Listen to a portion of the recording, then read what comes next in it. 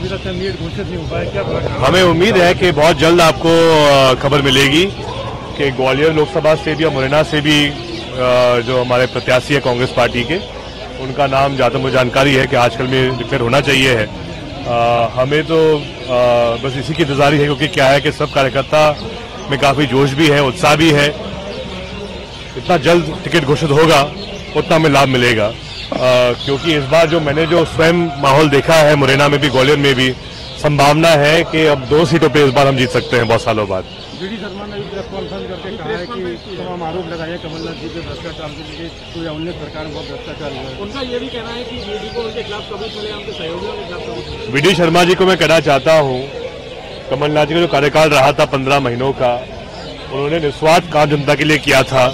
उनका एक ही प्रयास था कि मध्य प्रदेश में किसानों को लाभ मिले, फसल का सही दाम मिले, कर्ज माफ हो, युवाओं को रोजगार के अच्छे नए मौका मिले, अवसर मिले। लेकिन जब स्वयं शर्मा जी ये बात जानते हैं कि उनकी सरकार प्रदेश में है, देश में है, तो कौन रुक रहा है कार्रवाई करने से?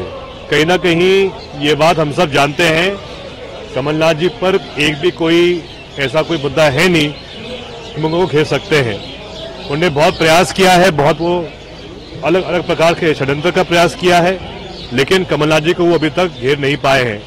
और क्योंकि वो उनको साफ दिख रहा है कि छिंदवाड़ा से एक बार फिर कांग्रेस को भारी बहुमत से जीत मिलेगी, इसलिए घबराए हुए हैं और ऐसे बेफजूल बयान दे रहे हैं। दिग्विजय सिंह ने भी कहा है कि 400 नामांकन कराएंगे जिससे बैलेट पेपर से चुनाव हो सके, फिर एक बार ईवीएम पर सवाल उठाया। मैंने तो पहले भी कहा है, चाहे मैं स्वयं लगातार 3 बार जीत के आया हूं ईवीएम के माध्यम से, लेकिन कहीं ना कहीं जब मशीन की बात आती है, तो जब आज के जमाने में आईफोन जैसे चीजें हैक हो रही हैं, तो ईवीएम क्या है? कहीं ना कहीं सबकी ये भावना है, चाहे नेता हो, चाहे आम जन भी हो, आम मतदाता हो, सब चाहते हैं कि चुनाव की प्रक्रिया ऐसी प्रक्रिया होती है जिसपे सदैव ट्रांसपेरेंसी होनी चाहिए है, पारदर्शिता होनी चाहिए है। और इसीलिए आज भी मैं कहता हूं कि पूरे देश भर में मतदान बैलेट पेपर से किया जाए, ये हमारी मांग हमेशा रहेगी। कांग्रेस के बड़े नेता विधायक तक पलायन कर रहे हैं, क्या बड़ा कारण है चुनाव के समय सब पलायन कर रहे हैं? ये बात सही है कि इस बार जो परिणाम आए थे विधानसभा चुनाव में, हमें उसकी उम्मीद नहीं थी।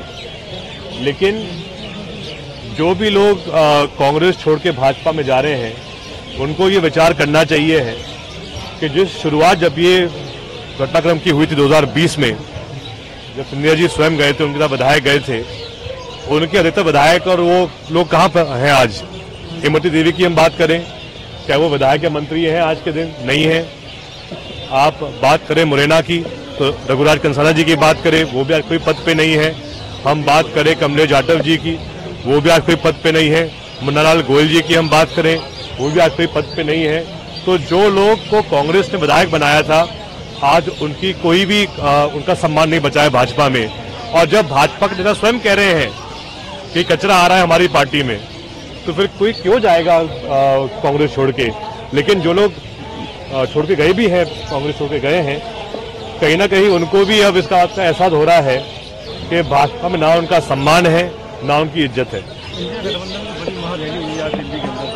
जी जरूर, सबका उद्देश्य एक ही है कि इंडिया को जीतना चाहिए है, और इंडिया तब जीत पाएगा जब हमारे किसानों को सही सम्मान मिलेगा, पुनः नए रोजगार के अवसर दिए जाएंगे, और जो भाजपा की महंगाई की मार जो आज पड़ रही है आम जन पर, वो खत्म तभी हो पाएगी जब पुनः एक बार मौका इंडिया गठबंधन को मिल पाएगा।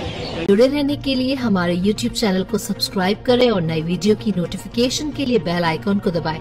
अगर आप ये वीडियो Facebook पर देख रहे हैं तो लाइक जरूर करें और ज्यादा से ज्यादा शेयर करें। धन्यवाद।